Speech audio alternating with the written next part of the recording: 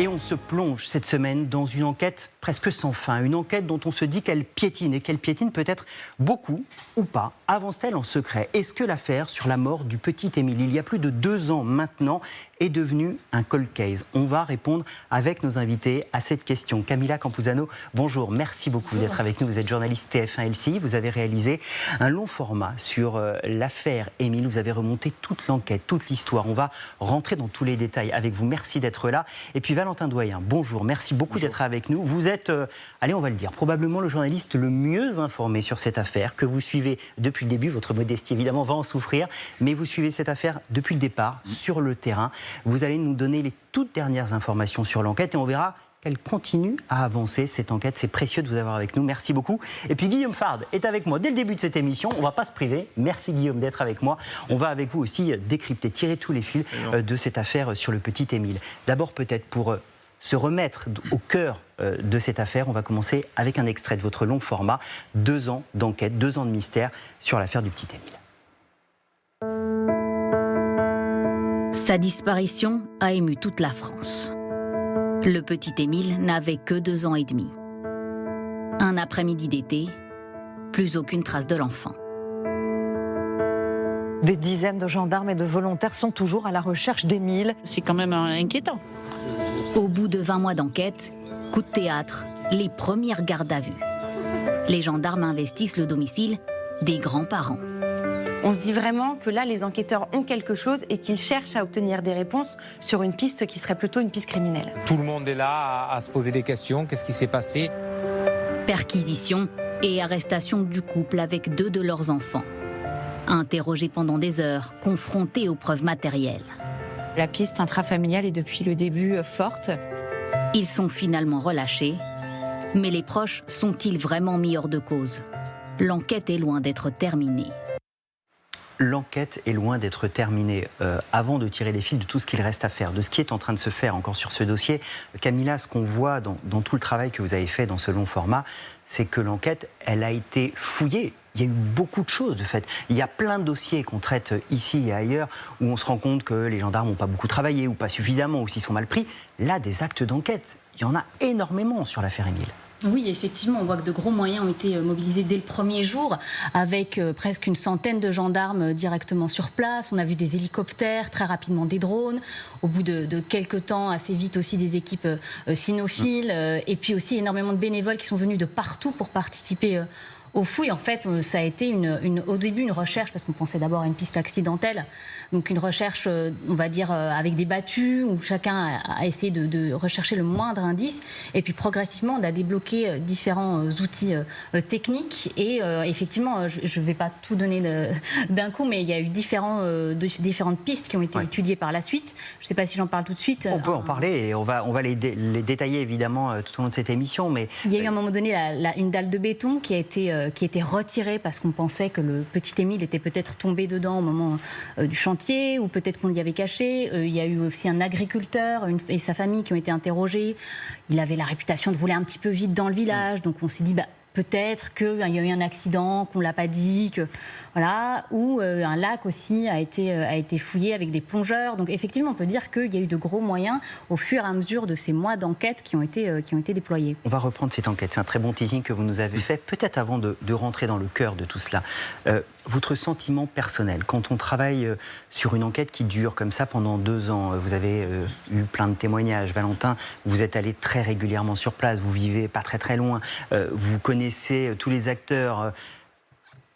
Pourquoi cette affaire, elle fascine autant les Français? Pourquoi elle intéresse autant? Pourquoi elle suscite autant d'émotions? Tout simplement déjà parce qu'il y a un enfant.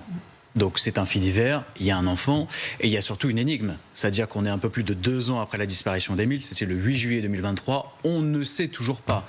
Mais à l'inverse de beaucoup d'autres faits divers, on ne sait toujours pas ce qui lui est arrivé, on ne sait toujours pas s'il est immobile, on ne sait toujours pas où il est. Puisque jusqu'à preuve du contraire, c'est un crâne et des vêtements qui ont été retrouvés. Donc il y a une énigme énorme derrière ce dossier qui pousse les gens à s'y intéresser, mais pas que le grand public. Quand vous discutez un peu avec les acteurs du dossier, que ce soit le procureur Blachon, qui gère ce dossier à Aix-en-Provence, que ce soit l'ancien patron de la section de recherche de Marseille, le colonel Berthelin, qui est aujourd'hui général dans l'Oise, que ce soit maître Isabelle Colombani, qui est rompue à l'exercice, qui défend Philippe et Anne Bedovini. Quand on leur pose la question, oui, Émile, c'est quelque chose d'à part dans leur carrière. Et Dieu sait que ces 3 personnes que je viens de citer, il y en a beaucoup d'autres, ont des carrières très importantes et ont porté parfois des accusations pour le procureur Blachon dans des affaires très médiatiques.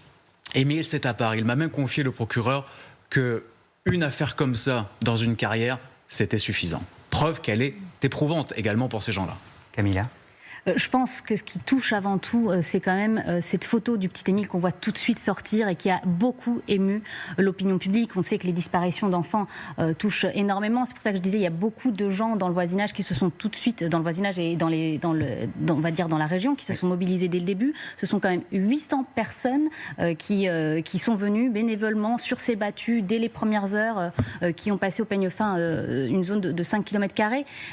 C'est parce qu'il y a une émotion très très forte sur cette affaire. Tout le monde se dit, ça aurait pu être mon petit-fils. D'ailleurs, ce sont les témoignages qu'ont recueillis nos reporters de TF1 LCI sur place. Et ça aurait pu être mon petit-fils, ma petite-fille, mon fils, ma fille. Il fallait que je vienne parce que j'aurais voulu que les gens se mobilisent de cette manière si ça nous arrivait à nous personnellement. Donc, je pense qu'il y a effectivement cette dimension assez dingue, on va dire assez surprenante au niveau de l'enquête. Mais à mon avis, c'est aussi parce qu'il y a un fort caractère émotionnel. Le visage, il est gravé dans toutes les mémoires. Oui, d'abord, il y a une émotion très forte, ça a été rappelé. Je ne plagierai pas Roger Gicquel, il disait la France a peur, mais dans cette affaire, la France veut savoir. C'est une histoire française, l'affaire du petit Émile. Tous les Français veulent savoir, tous les Français connaissent cette affaire et veulent connaître le dénouement. Comme vous disiez, on ne sait pas.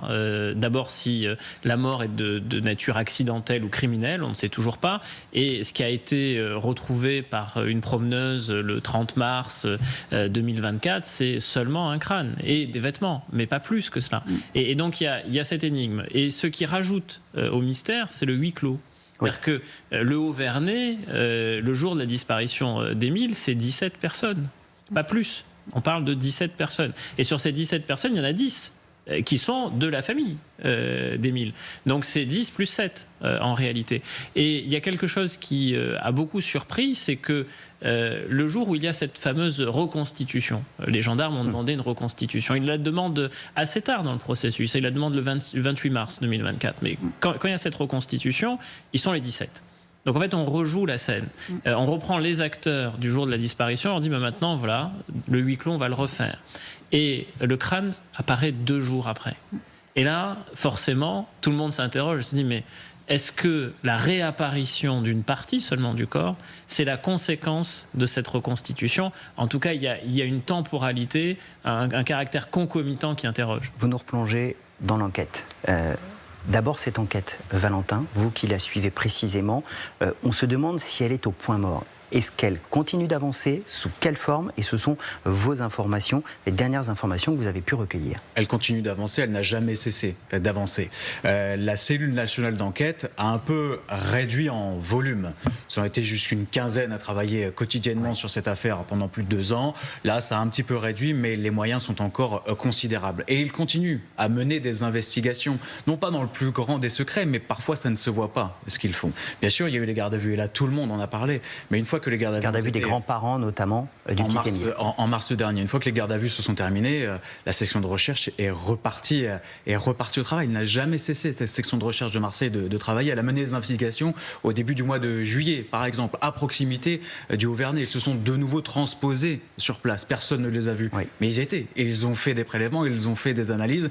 Peut-être qu'ils les exploiteront dans les prochaines semaines. Je ne sais pas encore. En tout cas, ils continuent de travailler. Ces derniers jours... C'est important, pardon, vous allez continuer, mais ça veut dire que ce que vous nous dites là, c'est que début juillet, les enquêteurs se sont de nouveau transposés sur les lieux, ont de nouveau fait des relevés.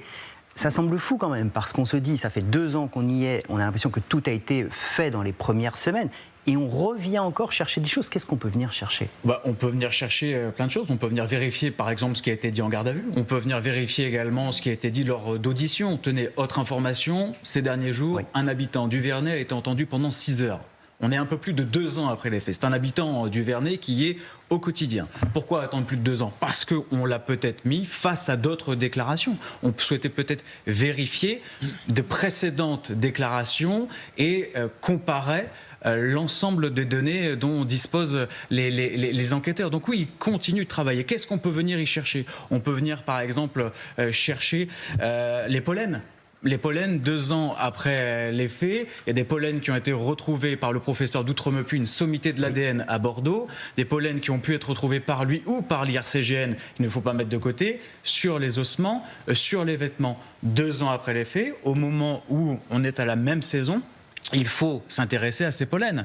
Est-ce que le corps a été déplacé à un endroit, 2 endroits, 3 endroits différents? Est-ce que des pollens matchent en bas du Vernet, en haut du Vernet? Vous voyez, c'est tout ça qu'on va chercher. On continue d'entendre et on continue de planifier, bien sûr, des investigations. C'est loin d'être au point mort. Donc, des auditions qui se poursuivent, vous venez de nous dire, un habitant qui a été entendu début juillet, les enquêteurs qui sont de nouveau transposés. Tout ça dans, et c'est le mot que vous employez, Guillaume, un huis clos. C'est aussi ce qu'on voit dans votre long format. Je voudrais qu'on reprenne pour nos téléspectateurs, on va regarder cette carte. Vous connaissez par cœur Valentin et Camilla, la carte de là où tout s'est joué. Il y a la maison des grands-parents au Vernet. Il y a le lavoir dans ce village où les chiens vont marquer une dernière fois. C'est là qu'on perd la piste d'Émile. Et puis l'endroit où on va retrouver le corps d'Émile. On est entre 1,5 km et 2 km à peu près de la maison des grands-parents.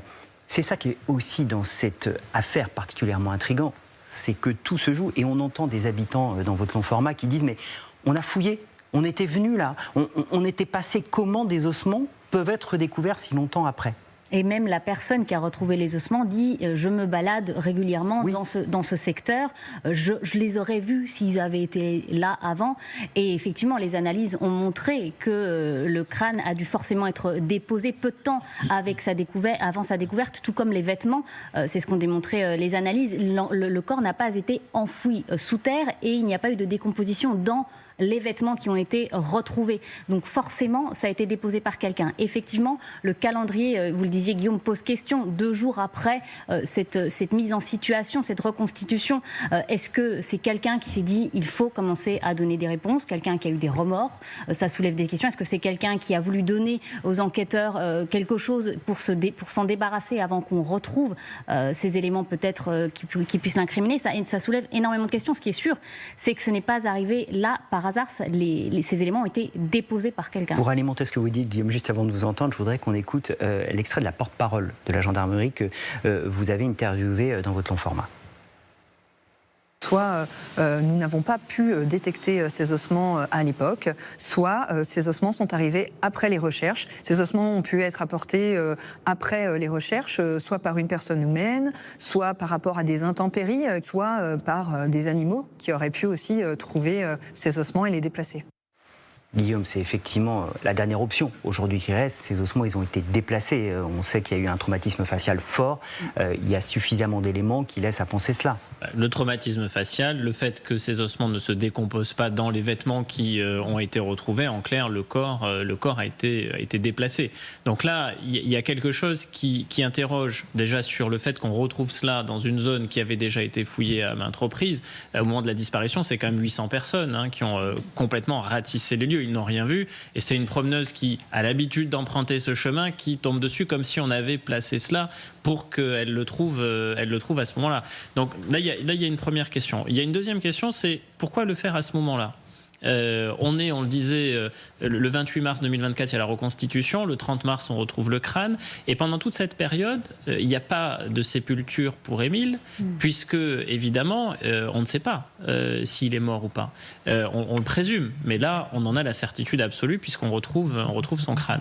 Et donc, la question qui se pose, c'est est-ce qu'au fond, placer ce crâne à cet endroit-là, à ce moment-là, c'est pas aussi, quelque part, permettre qu'une cérémonie d'obsèques ait lieu avec cette petite boîte blanche, ce cercueil blanc qui contient ce qui reste d'Émile, qui reste l'image extrêmement forte et marquante de la cérémonie. Vous tirez un fil qu'il y a aussi en filigrane dans cette enquête et dans cette affaire. je ne sais pas si on peut poser la question comme ça, mais il y a beaucoup de rapports à la religion dans cette affaire. On sait que la famille d'Émile est très religieuse. Le moment où on retrouve les ossements, c'est le week-end de Pâques, c'est le dimanche de Pâques, celui de la résurrection. Ça va permettre des obsèques pour le petit Émile. On parlera peut-être tout à l'heure de ce curé qui a baptisé Émile et qui est aujourd'hui décédé, qui s'est donné la mort. La religion, on a l'impression qu'elle est en filigrane partout dans cette affaire. C'est une impression ou c'est juste, Valentin ? Je pense que c'est une impression. Je pense vraiment que c'est une impression. Elle est en filigrane, la religion, chez les parents qui n'ont jamais caché leur foi catholique traditionnaliste, comme on dit. C'est le cas également des grands-parents. Est-ce que ça a été un axe d'enquête majeur des enquêteurs ? Naturellement, ils ont travaillé dessus. Ils sont comme vous et moi. Ils prêtent attention à tout, au profil particulier des personnes qui sont dans ce dossier, que ce soit la famille d'Émile, que ce soit également les villageois. Mais c'est une porte parmi tant d'autres. Bien sûr, quand Philippe et Anne Vedovigny ainsi que Marie et Colomban Soleil apprennent la nouvelle, c'est le dimanche 30, dimanche 31, puisque les ossements, le crâne a été retrouvé la veille. Oui. Donc c'est vraiment le dimanche de Pâques. Ils sont à la sortie de la messe, ils apprennent ça, et ensuite le procureur Blachon fait sa communication par voie de presse. Donc je ne dirais pas que c'est partout dans l'enquête. Bien sûr que ça intéresse les enquêteurs, mais c'est pas ce qui les motive véritablement au quotidien. Parce qu'il y a encore eu, pardon pour alimenter ce qu'on dit là, les derniers gros actes d'investigation, c'est cette jardinière devant la chapelle au Vernet. Et c'est encore une fois autour de la religion qu'il se passe quelque chose. C'est l'église Saint-Martin, qui est située à proximité du lavoir. On est à 50 mètres de la maison d'Anne et Philippe Vedovigny. Il y a ce bac à fleurs en bois énorme qui sert aussi parfois de dépotoir pour celles et ceux qui passent, qui est embarqué. Il y a eu des analyses qui ont été menées sur ce bac à fleurs et le procureur Blachon l'avait dit lors de sa conférence de presse, ça n'avait rien donné de probant. Ouais, on voit effectivement exactement ce bac à fleurs là à l'image qui a été prélevé, Guillaume. Parce que là on voit le Haut-Vernay, mais si on reste un instant sur la famille, il y a la question de la bouilladisse. Parce que le Haut-Vernay, c'est la maison où vivent, exactement. La résidence principale de la famille et notamment des grands-parents, c'est la Bouilladisse, donc qui est une autre commune dans le département des Bouches-du-Rhône. Et ce qui est un peu particulier, c'est que c'est une famille qui est à la fois repliée sur elle-même à certains égards. Cette maison de la Bouilladisse où il y a eu l'arrestation pour le placement en garde à vue des grands-parents, on va y venir dans un instant. Ce qu'on peut préciser, c'est qu'en l'état de nos informations, les enfants sont scolarisés à la maison, par exemple. Donc ce qui montre que c'est une famille qui est plutôt repliée, recluse. Mais d'un autre côté, le grand-père est ostéopathe. Il est pleinement inséré à la vie de la commune. Il a une patientèle. Il a plutôt bonne réputation de ce que l'on en sait. Donc il y a à la fois un côté, une famille fermée, mais néanmoins tout de même un peu ouverte. Et donc forcément, un faisceau de présomption sur, mais est-ce que dans le huis clos familial, il y a quelque chose qui se joue ? En tout cas, les gendarmes ont pu le penser à un moment donné. Les grands-parents présumés innocents ont été entendus, et leur avocat, quand il a pu s'exprimer, enfin leur avocate et leur avocat, ils ont plusieurs conseils, disent mais au fond eux ont livré une version, ils ne demandent qu'une chose, c'est qu'elle soit éprouvée par les faits. Et donc, l'enquête se poursuit. Mais évidemment, le mode de vie un peu particulier de cette famille alimente beaucoup de présomptions, de suspicions. Alors, la piste familiale a été évidemment étudiée précisément par les enquêteurs. On va y venir, notamment avec ce placement en garde à vue des grands-parents du petit Émile. C'est une séquence qu'on revoit dans votre format. On va regarder un extrait. Vers 6h du matin, le 25 mars, perquisition du domicile des grands-parents. Du matériel informatique, cette voiture et cette remorque à chevaux sont saisis. Le couple et 2 de leurs enfants majeurs sont placés en garde à vue à Marseille pour homicide volontaire et recel de cadavres. Les premières gardes à vue depuis le début de l'enquête.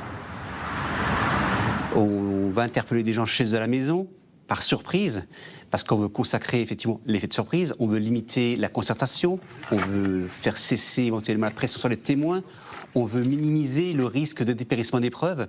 On ne s'y attendait pas du tout. On se dit, tiens, la piste criminelle, la piste familiale est encore vraiment dans le viseur des enquêteurs.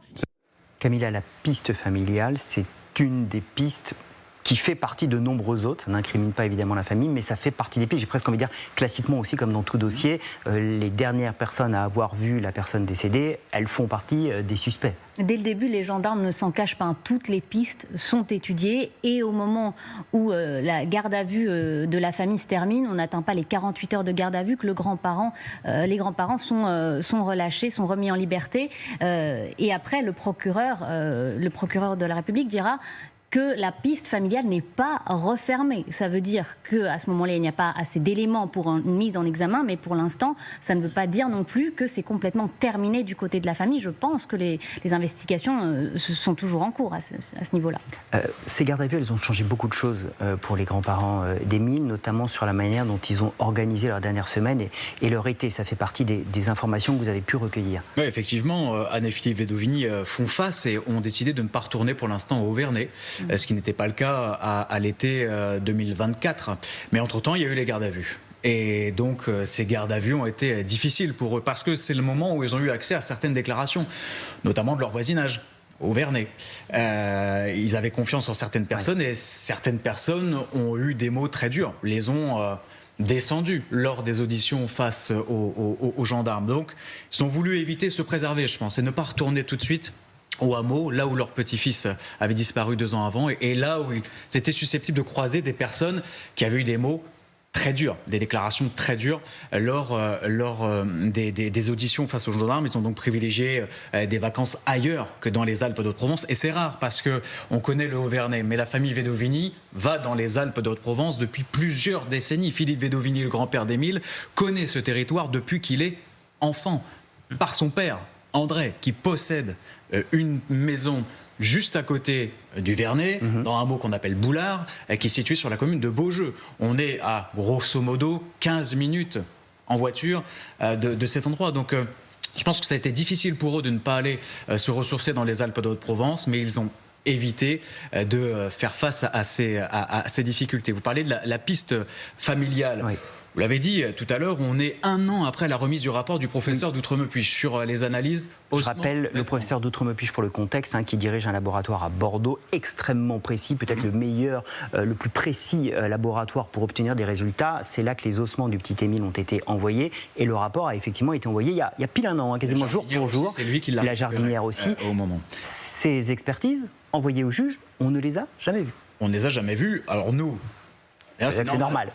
Mais secret de l'instruction, vous avez raison. Philippe et Anne Vedovini sont parties civiles dans ce dossier. Oui. 1 an après, ils n'ont toujours pas accès à ces expertises. Mais pourquoi ? C'est ça la question. Et pourquoi ? Soit parce qu'on ne veut pas leur montrer, soit parce que la justice les considère encore comme des personnes présumées coupables. En tout cas, ne pas avoir accès à ce rapport les chagrine, et chagrine également leur avocate, parce qu'ils ne peuvent pas avancer et se projeter sereinement tant qu'ils n'ont pas accès à l'intégralité du dossier. Donc 1 an après, ils attendent avec impatience de pouvoir lire ce qu'a conclu le professeur d'Outremepuche. Camilla ? Sur cette piste familiale à décharge de la famille, précisons tout de même qu'il y a une femme qui a été condamnée pour diffamation, qui a porté de fausses accusations à l'encontre de Philippe Vedovini en disant qu'il avait attouché des gens dans son cabinet d'ostéopathie, et elle a été condamnée à verser 2000 € d'amende. Donc c'est aussi qu'il y a eu des fausses informations qui ont été livrées aux enquêteurs. Le grand-père, effectivement, Philippe Vedovini, lui, il fait l'objet d'une rumeur publique qui est extrêmement lourde. D'abord, il est innocent de tout, alors nous, on diffuse cette émission. Et puis surtout, son passé est remué par les enquêteurs. Bon, ça, c'est ce qui se passe dans le cadre d'une information judiciaire, mais aussi par la presse, aussi par des gens qui sont des curieux. Et dans son passé, il y a le fait qu'il a été membre de cette communauté religieuse de Riomans dans les années 1990. D'ailleurs, selon nos informations, il a même porté la soutane un certain temps. Il s'était interrogé sur sa vocation, est-ce qu'il allait devenir moine ou pas. En tout cas, il y a eu une interrogation de sa part. Finalement, c'est pas le chemin qu'il a suivi pour sa vie, mais en 2018, il a été entendu comme témoin assisté parce qu'il aurait commis des violences. J'emploie le conditionnel parce qu'il était témoin assisté, il n'a pas été poursuivi, donc il est là aussi pleinement innocent de ces faits-là. Mais évidemment, évidemment, quand vous êtes interrogé en tant que témoin assisté pour des faits de violence dans une communauté religieuse, ça peut aller très vite sur le plan de la rumeur publique en disant mais au fond vous auriez la main lourde, donc vous avez été violent un jour ou vous l'auriez été, donc vous le resteriez. Et donc le scénario s'échafaude de Émile qui reçoit des coups et qu'on essaye de dissimuler sa mort. Et cette théorie-là, qui n'est validée par rien à cette heure, évidemment, lui, publiquement, il doit porter cette accusation-là, qui est quand même particulièrement lourde. C'est aussi pour ça qu'ils cultivent une grande discrétion, parce qu'ils veulent se préserver, parce qu'ils veulent préserver leurs enfants. Il y en a encore des très jeunes. Et parce qu'ils veulent préserver également les relations qu'ils ont avec les parents d'Émile. Il faut imaginer le cataclysme que peut représenter cette affaire dans une famille. C'est très difficile, d'autant que Marie et Colomban n'ont pas le même avocat que Anne et Philippe Vedovini. Et parfois, il y a des stratégies, j'ai envie de dire, contraires, qui se heurtent. Donc non, ce sont des gens qui se préservent. On parlait de la réputation de Philippe Vedovini, une très grosse réputation d'ostéopathe. Il est suivi par de nombreuses personnes dans les Bouches-du-Rhône, mais également des patients du Vernet qui descendent 1 à 2 fois par an pour se faire soigner par Philippe Vedovini. Naturellement, après les gardes à vue, il y a eu de nouveaux patients qui venaient voir un peu la bête, mais il en a perdu énormément parce que même s'il est ressorti sans aucune poursuite, il a vu son chiffre d'affaires baisser. Donc ce sont des gens qui se préservent un maximum pour leur tranquillité et aussi pour leur vie professionnelle. Un mot du Vernet, puisque vous en parlez, ce village, et on sait que cette affaire, on la compare souvent au Petit Grégory, et on sait à quel point cette région, elle a été marquée par l'affaire du Petit Grégory, le Vernet est marqué par l'affaire du Petit Émile. Ce dimanche, c'est la fête du retour, c'est la fête traditionnelle locale du Vernet. C'était hier, c'était ce week-end. Et vous y étiez. Est-ce que les gens parlaient d'Émile? Pas du tout. Ils veulent tourner la page, ils sont comment? Ils veulent pas tourner la page, ils veulent aussi reprendre leur vie et la vie qui a toujours été la leur pendant des siècles et des siècles. Donc hier c'est la fête du retour, c'est un peu la fête sans les touristes, c'est-à-dire que ce sont tous les habitants qui se réunissent des villages voisins. Il y avait une super ambiance malgré la pluie et ils ne parlent pas de ça. Ils ne parlent pas de ça parce que c'est pas qu'ils veulent l'oublier, ils pensent régulièrement à Émile. De toute façon, il faudrait être insensible pour voir cette photo avec le pissenlit sur l'oreille et ne pas penser à ce petit garçon. Ils y pensent, mais ça les a aussi profondément marqués, chahutés. La rumeur publique dont a souffert et dont souffre encore Philippe Vedovini, le jeune agriculteur qui a été ciblé, visé par des accusations, lui aussi, il la porte avec toute sa famille. Et lui aussi a une grande famille. Donc, ça a été vraiment une bombe, cette affaire, dans un village de 220 habitants à l'année. Vous imaginez, on ne sait toujours pas où est ce petit garçon et ce qui lui est arrivé. Et on ne sait toujours pas qui a pu lui faire du mal. Donc non, ils préfèrent ne pas en parler et attendre des réponses avec impatience. Merci beaucoup à vous deux d'être sur le plateau d'Histoire criminelle. C'était passionnant d'avoir les toutes dernières informations. On comprend que l'enquête, elle se poursuit, qu'on est donc loin du cold case aujourd'hui.